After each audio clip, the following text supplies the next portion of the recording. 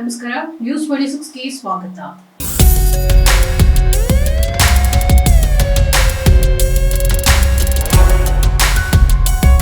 ಕೊಲೆ ಪ್ರಕರಣದಲ್ಲಿ ನಟ ದರ್ಶನ್ ಅವರನ್ನ ಬಂಧಿಸಲಾಗಿದ್ದು, ಇದೀಗ ಅವರ ಗೆಳತಿ ಪವಿತ್ರ ಗೌಡ ಅವರನ್ನ ಕೂಡ ಪೊಲೀಸರು ವಶಕ್ಕೆ ಪಡೆದುಕೊಂಡಿದ್ದಾರೆ. ಆರ್ಆರ್ ನಗರ ಪೊಲೀಸ್ ಠಾಣೆ ಪೊಲೀಸರು ದರ್ಶನ್ ಅವರ ಗೆಳತಿ ಪವಿತ್ರ ಗೌಡ ಅವರನ್ನ ಕೂಡ ಪೊಲೀಸರು ಬೆಂಗಳೂರಿನಲ್ಲಿ ವಶಕ್ಕೆ ಪಡೆದುಕೊಂಡಿದ್ದಾರೆ.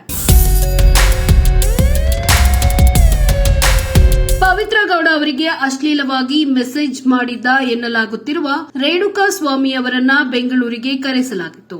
ಜೂನ್ 8ರಂದು ಆತನನ್ನ ಶೆಡ್ನಲ್ಲಿರಿಸಿ ಕೊಲೆ ಮಾಡಲಾಗಿದೆ. ಜೂನ್ 9ರಂದು ಕೊಲೆ ಮಾಡಲಾಗಿದೆ. ದರ್ಶನ್ ಆಪ್ತರಾದ ಪವಿತ್ರ ಗೌಡ ಅವರಿಗೆ ಅಶ್ಲೀಲವಾಗಿ ಮೆಸೇಜ್ ಮಾಡಿದ್ದ ಎನ್ನಲಾದ ಕಾರಣಕ್ಕೆ ರೇಣುಕಾ ಸ್ವಾಮಿಯನ್ನ ಕೊಲೆ ಮಾಡಲಾಗಿದೆ ಎಂಬ ಆರೋಪ ಕೇಳಿಬಂದಿದೆ.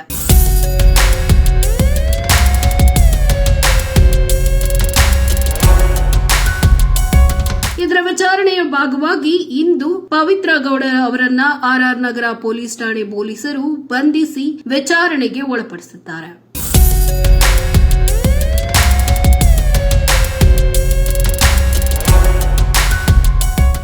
ಇದಾಗಿತ್ತು ಇವತ್ತಿನ ವಿಶೇಷ.